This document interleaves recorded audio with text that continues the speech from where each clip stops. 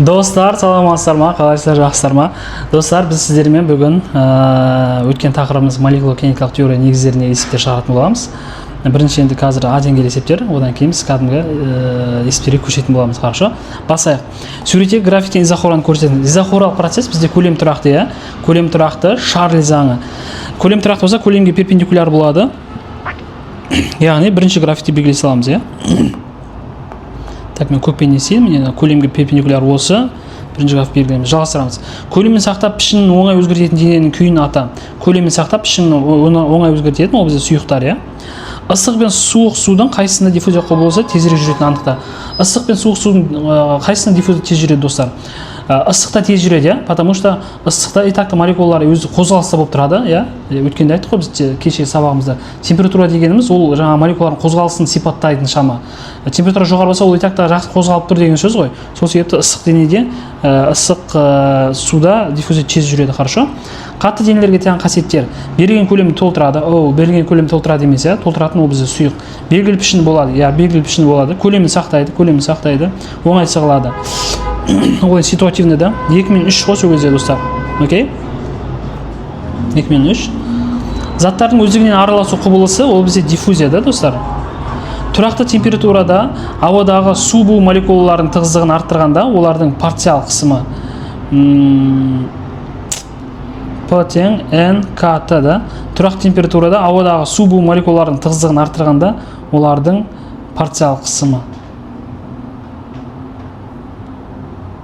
Тұрақты температурада, иә? Осыны ашып жүреңізде, P тең 1/3 ρ v квадрат, иә, тығыздығы артады екен ғой, достар, иә? Тығыздығы артса, то есть тығыздығы артса, қысымы да артады екен, достар, окей? Артадын белгілейміз. Жалғастырамыз. Көлемін сақтау және пішінін оңай өзгертетін күй. Көлемін сақтап және пішінін оңай өзгертетін ол бізде сұйықтар, иә? Тұрақты көлеммен нақты пішіні болмайтын күй ол бізде газ, иә? 20 моль газ бар баллондағы газ молекулаларының саны. Окей, бізде зат мөлшерінің формуласы бар еді, сан бөлінген авогадро саны деген, иә? Осы жерден санды тапсам не болады? Мю көбейтілген n авогадро болады, иә? Екеуін көбейте салсам, сол кезде 20 көбейтілген 6 10-ның 23 дәрежесі десем, сол кезде бұл жерден 120 көбейтілген 10-ның 23 дәрежесі шығып тұр, иә? 23 дәрежесі. Яғни 1/2 көбейтілген 10-ның 25 дәрежесі деген сөз ғой. 1/2 көбейтілген 10-ның 25 дәрежесі. Жалғастырамыз. Массасы 1 килограмм судағы зат мөлшері. Зат мөлшерінің біз мынандай формасын жаздық, иә? Масса бөлінген молярлық масса, яғни 1 бөлінген 18 10-ның -3 дәрежесі. -3 дәрежесіне +3 дәреже болып өтеді, иә? Сол кезде мен бөлемін 18-ге тең. 55,55 екен да, достар, ше? 55,55 моль екен да, яғни жоқ шамамен осы 55,6 деген сөз ғой. Стақандағы су мен стақандағы сынаптың атомдар санын салыстырыңыз. Бізге тығыздықтары және олардың мольдық массалары берілген, иә? Окей.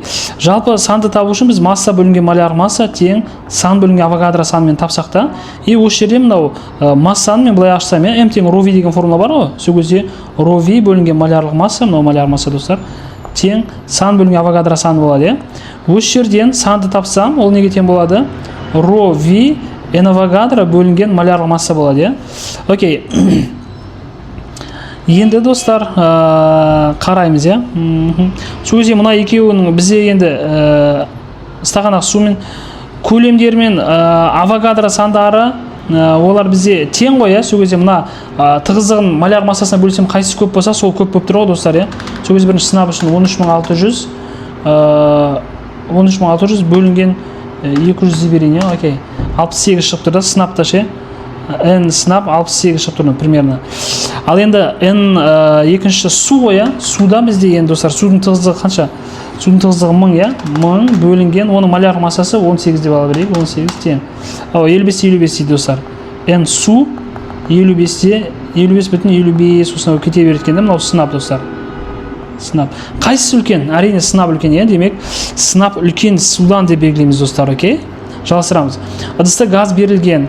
Егер оның молекулаларының орташа квадраттық жылдамдығы 500 метр секунд, ал көлемі 1 литр, газдың массасы 5 грамм болса, онда молекулалардың ыдыстың қабырғасына түсіретін қысымы. Қысымның формуласы, достар, бізде мынандай, 1/3 ρ v квадрат. Осы жерден ρ-ны аша салсам ше, достар, масса бөлінген көлем деп ше. сол кезде біріктіріп жесе менен мынандай формула шығады, иә, 1 бөлінген 3 масса бөлінген көлем v квадрат деген орнына қоя салайын. 1 бөлінген 3 достар массаны килограммға айналдыру керек, иә, 5 көбейтілген 10-ның -3 дәрежесі деген сөз.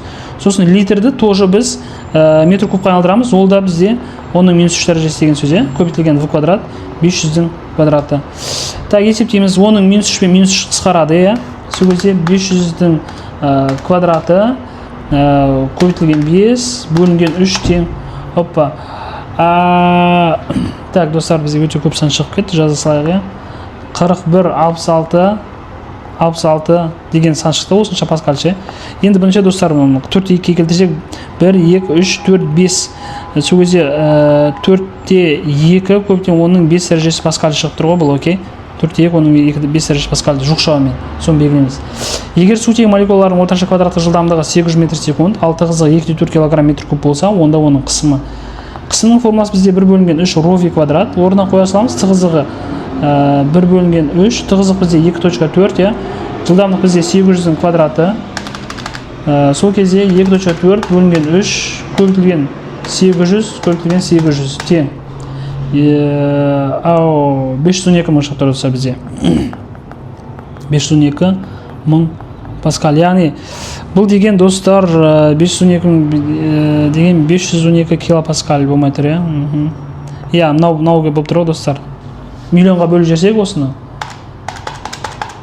Опа, 0,512 мегапаскаль шығып тұр, дұрыс, иә. Жалғастырамыз.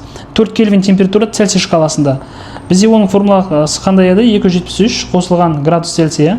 Осы жерден градус Цельсий табу үшін үлкентіден 273 ажыратамыз, иә. Сол кезде үлкенті бізде 4 минус 273. Сол кезде қанша шығып тұр?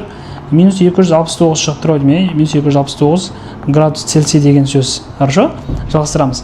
Қысымы 4,5 дәрежесі паскаль, температурасы 320 кельвин, оттегінің тығыздығын анықта. Так. Бізде мен жерде бір шамалар беріліп тұр, достар, оны көре алсақ, универсалға сұрақсы бар екен.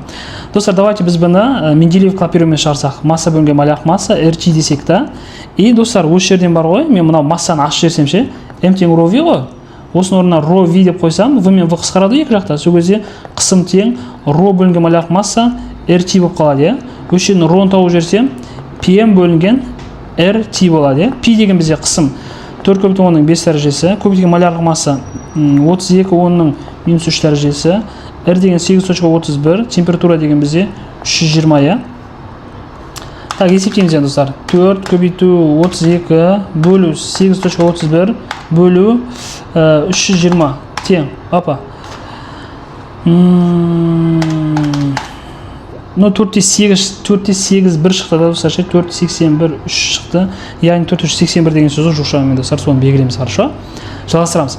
Көлемі 500 сантиметр куб, температурасы 27 градус Цельсияда 0,9 грамм сутек бар, газ қысымы.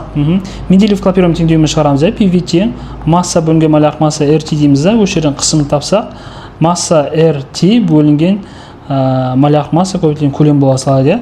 Орнына қойып жерсек, масса деген 0,9 грамм деген сөз, достар, 0,9 көбейтілген 10-ның -3 дәрежесі, R 8,31, қысым бізде қанша еді? Қысым деп температура, то есть. Оқшар біз 27 градус Цельсийді кельвинге айналдыру керекпіз, 273-ге қоссақ, ол 300 кельвин деген сөз. Міндетті түрде айналдыру керек, хорошо? Ұмытпау керек оны. Молярлық масса 2,10-ның -3 дәрежесі, көлем бізде 500 сантиметр куб, санти деген -2 дәреже ғой. Оны кубтап жерсек, сол кезде 500 көбейтілген 10-ның -6 дәрежесі болып қалады, хорошо? Так, есептейміз. 0,9 көбейту 8,31 көбейту 300 бөлу 2 бөлу 500 тең. Көбейту 1000 болып тұр, 3 дәрежесі қалып тұр. 2243 дейді, достар. Что-то, бір жерден қате кетіп қойыз, не сөйді? Санти -2 -6 болады, ол дұрыс, иә? Үстіне +6 болып өтеді. Что-то ашпай қалды, достар, бізде. 2243-те 7 паскаль шығып тұрды бізге. Қайтам ресетіп көрейін. 0,9 көбейту 8,31 көбейту 300, 27 градус Цельсий деген. Бөлу 2 бөлу 500 тең. Достар, мен дәрежесін шатастым, дәрежесін шатастым. Осының 6 дәрежесі екен ғой сол кезде. Ойбай.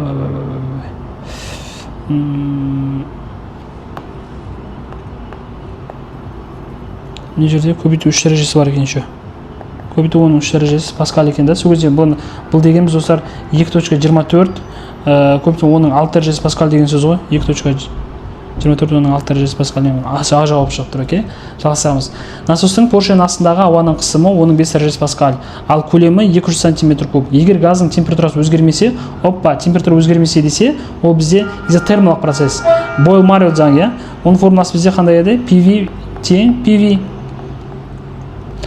Өзгермесе 130 сантиметр куб көлемді алып тұрғандағы ауа қысымы. Так, бірінші бізде оның 5 дәрежесі болған.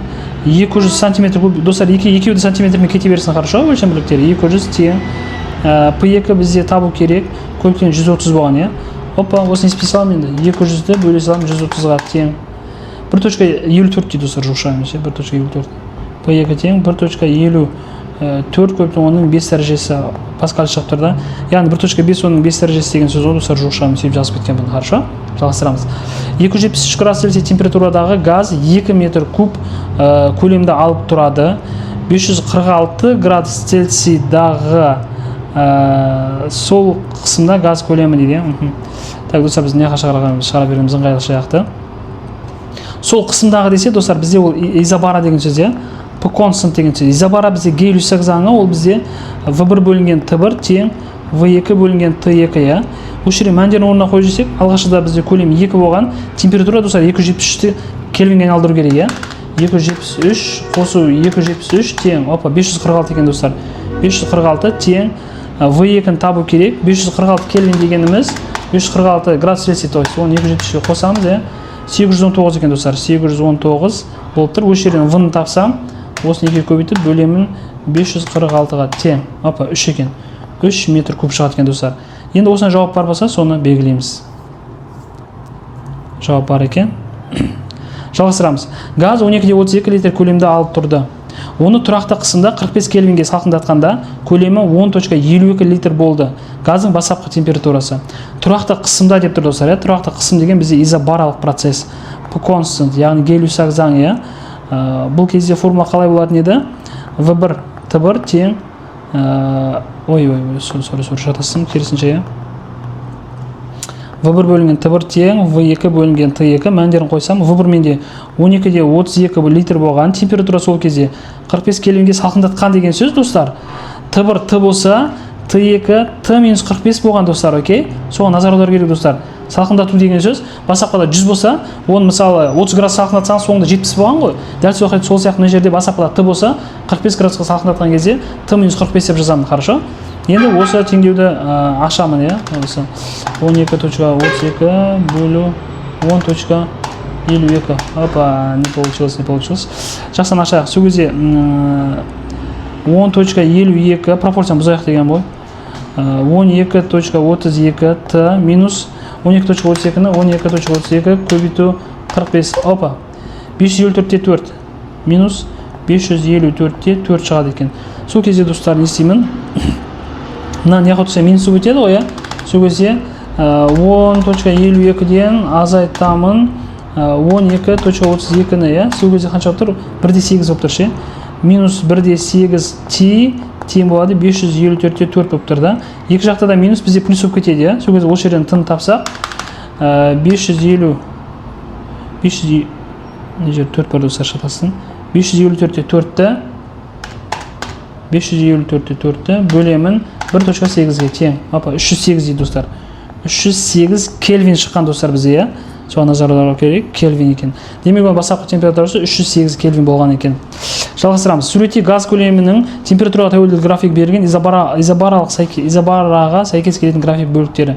Изобара, достар, бізде қысым тұрақты, иә? Мына жерде қысым жоқ па? Перпендикуляр болмайды, демек 0-ді басып өтетін сызықтар, иә? Осы мынау 1 мен 4 бізде, достар, 0-ді басып өтіп жатыр сызықтар, иә? Демек, солар бізде 1 мен 4 изобаралар деген сөз. Температурасы 20 градус Цельсийдан 29 градус Цельсийға дейін өзгергенде көлемі 83 метр куб бөлмеден шығатын ауа массасы. Достар, енді бұны шығару үшін давайте мен не істейін? Менделеев клапирован теңдеуімен иә PVT масса бөлінген малярлық масса RT мен бірінші осы жерде массаны табайын иә. Сол кезде PVM бөлінген RT ғой. Енді бұл жерде достар енді бөлме бір саңылау бар болып тұр ғой бұның иә. Сыртқа шықса бұның саңылауы бар, демек бұл жерде екі жағдайда да қысым 10-ның 5 дәрежесі. Көлемі сол 83 иә. 83 малярлық масса 29 10-ның минус 3 дәрежесі бөлінген R8.31 температура 20 градус Цельсийден кельвинге айналдырамын иә. 273-ке қосамыз, сол кезде 293 екен. 293. Сол кезде 83 көбейту 29 бөлу 8.31 бөлу 293 тең 0.98 де 8 деп тұрды достар. 0.98 де 8 көбейтілген 10-ның достар қанша дәреже шықты? 2 дәреже шықты иә. Мынадан кейін 5-інде жазылсайыншы достар. 0.98-85 шығып тұрды. Сол кезде бұл дегеніміз яғни 98-де 85 деген сөз ғой, килограммен, окей? Осында килограмм болған енді. Екінші жағдайдағы дәл осы формуламен енді екінші жағдайдағы массаны табамын иә, PV M бөлінген RT мен де, бірақ қысымға 10-ның 5 дәрежесін, көлемге 83-ті, малярлық масса 29 10-ның минус 3, универсал газ сұрақ 8.31, температураға енді 29 қоямын иә. 29-ды айналдырамын кельвинге. Сол кезде 302 шықты достар. 302. Енді есептеймін достар қалғанда. Получается 83 көбейтілген 29 бөлінген 8.31 бөлінген 302 тең. Опа. Так, 0.95-де 59 шықты. 4 сан алып атым достар, жаңағы сөйтін. Оның 2 дәрежесі. Яғни бұл дегеніміз достар 95-де 59 деген сөз ғой иә.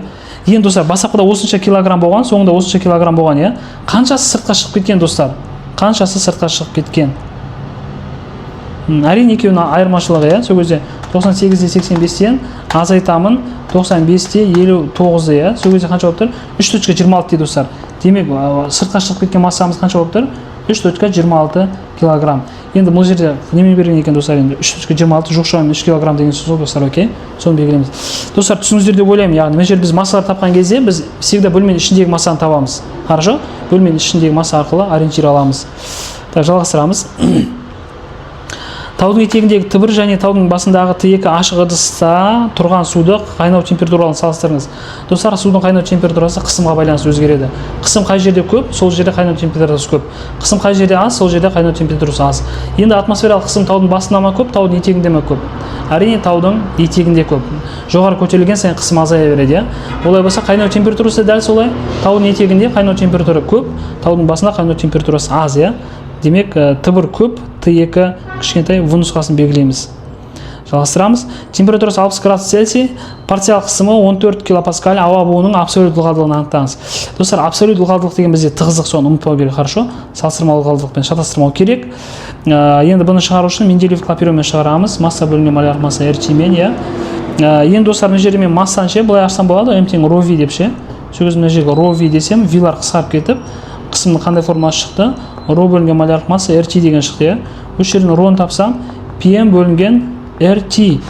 P деген бізде 14 10-ның 3 дәрежесі, көбейтілген малярлық масса деген ол бізде 18 10-ның минус 3 дәрежесі, бөлінген R деген ол бізде 8.31, көбейтілген температура деген ол бізде 60 градус Цельсий, 273. 273 қосу 273 тең, 333 екен достар, 333. Осыны есептейміз енді достар. Мына екеуі қысқарып кетеді, плюс 3 мен минус 3 дәреже қысқарып кетеді. Сол кезде 14 көбейту 18 бөлу 8.31 бөлу 33 тең, 0.91 дейді достар. 0.92 деп жасап болады екен. 0.91 деген шығады екен достар. Яғни бұны минус 1 дәреже шығып тұр бізде. Че там? Дәреже шықпай қалды. Так, бір есептейін. 14 көбейту 18 бөлу 8.31 бөлу мына жер 333 қой, 333 тең 0.90. Тағы бір 0 бар екен достар, шатастым мен. Бұндай емес, 0.091 деген шығады екен да. Бұл яғни достар 9.1 оның минус 2 дәрежесі деген сөз ғой, келтірсек. Ауаның ылғалдылығын өлшейтін құрал ол бізде психрометр, психрометрлік кесе арқылы, сонымен психрометрдің көмегімен анықтаймыз оны, хорошо? Достар, осымен біз сіздермен МКТ-дан есеп шығару бірінші науқанымызды аяқтадық. Қазір екінші бөлімде тағы есептер шығаратын боламыз. Чуть күрделі есептер. Сол кезде тақырыпты более терең меңгересіздер үміттеміз. Хорошо? Сау болыңыздар достар.